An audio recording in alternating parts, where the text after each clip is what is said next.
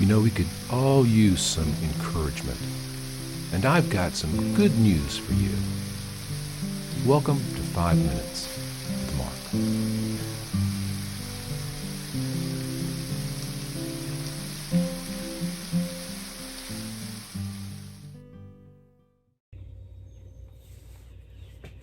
Greetings, fellow travelers. Welcome back to 5 Minutes with Mark. We're going to pick up the story today in the Gospel of Mark, chapter 3, and we're starting at verse 23. Now remember, yesterday we had the scribes coming down from Jerusalem saying that Jesus was possessed by Beelzebub, the prince, the ruler of the demons, and it was through his power that he was casting out demons. So Jesus is going to address that idea today. So he called them to himself, and he said to them in parables, "How can Satan cast out Satan? If a kingdom is divided against itself, that kingdom cannot stand. And if a house is divided against itself, that house cannot stand. And if Satan has risen up against himself and is divided, he cannot stand, but has an end." So, again, the opposition, the scribes have come down from Jerusalem, and they are unwilling to accept the fact that Jesus is from God, that he is God, that he's the Son of God. Even though the demons are saying that, remember when the demons are coming out, they're saying, "You're the Son of God." And Jesus is like, "Shut up." Well, the scribes are down, and they just simply cannot believe that Jesus is working through the authority of God, even though they can see the incredible things he's doing. So they have to make some kind of reason. The people, I'm sure, I mean, these are the authority figures, right? These are the keepers of the law. These are the keepers of the Torah. They're the men who know the law and the prophets better than anyone else because they make handwritten copies of them. They know the words of the documents better than anyone else. And they're also the ones who are supposed to interpret and apply those documents, those words, those laws for the people. And so they're walking into this crowd, and the people see them wearing their fine clothes, dressed in the appropriate garments, and they go, "Oh, it's the scribes. Well, let's go ask them, what's going on here? Have you seen this guy? Do you know what he's doing?" And they're looking at him going, "Yeah, we're watching. And yeah, we've got some serious concerns about this fellow. This fellow is casting out demons, but he doesn't look like us. He didn't go to the right school. He's not connected with the right parties. He didn't come through us first. He didn't get our stamp of approval. Therefore, we don't approve. And if we don't approve and we are the keepers of the rules, we are the mouthpiece of God, we are the controllers of the temple.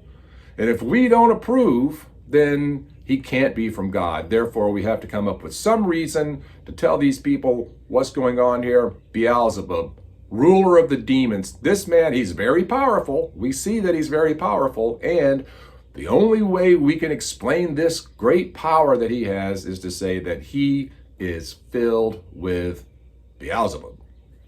And it's by the ruler of demons that he cast out demons. That's it. That's what's going on. And the people are looking at him like, "I don't know about all that, but we know he's powerful." And Jesus hears this, and he looks at him and he goes, "Are you guys nuts? Look, if Satan is casting out Satan, then he's against himself. If a kingdom is divided against itself, it can't stand. A house divided cannot stand." Of course, Abraham Lincoln used those words when he was talking about, the war between the North and the South back in the 1860s.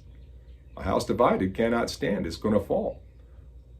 And this is true. This is absolute truth. And the point Jesus is making to the scribes is that your explanation for me, your explanation for what's going on here is absolutely wrong. Because your basic premise falls apart as soon as you begin to understand that if I, by the power of Satan, am liberating people from the oppression of Satan, then I'm hurting myself. I'm destroying my own kingdom. I'm destroying my own house. And people don't do that. That's not the way it works. if Satan is risen up against himself and is divided, he can't stand, but he has an end.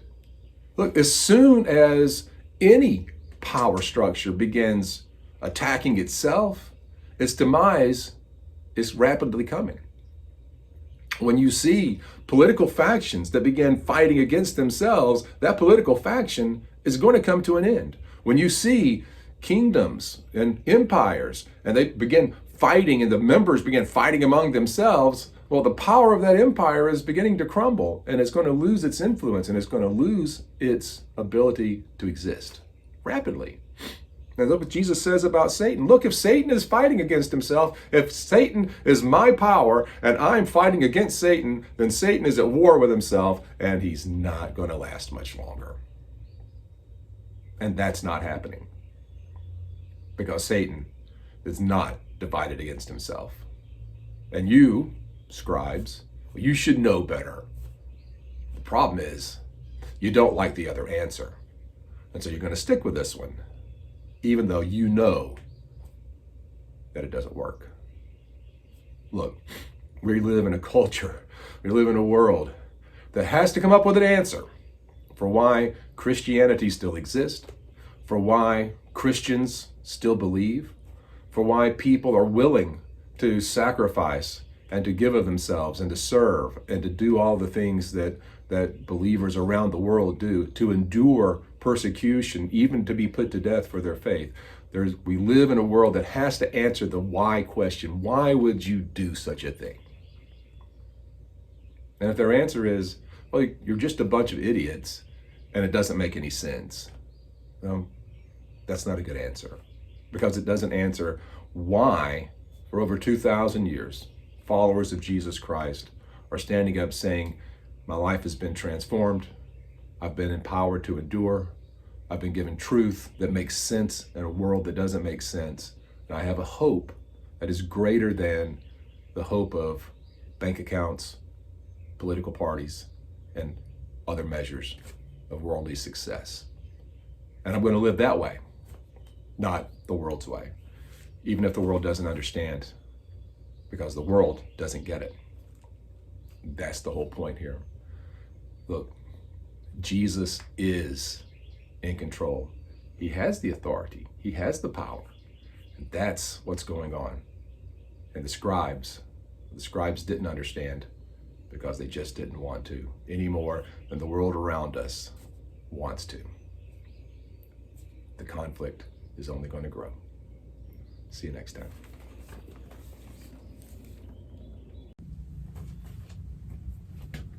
I hope you're enjoying this Bible study, this quick devotion.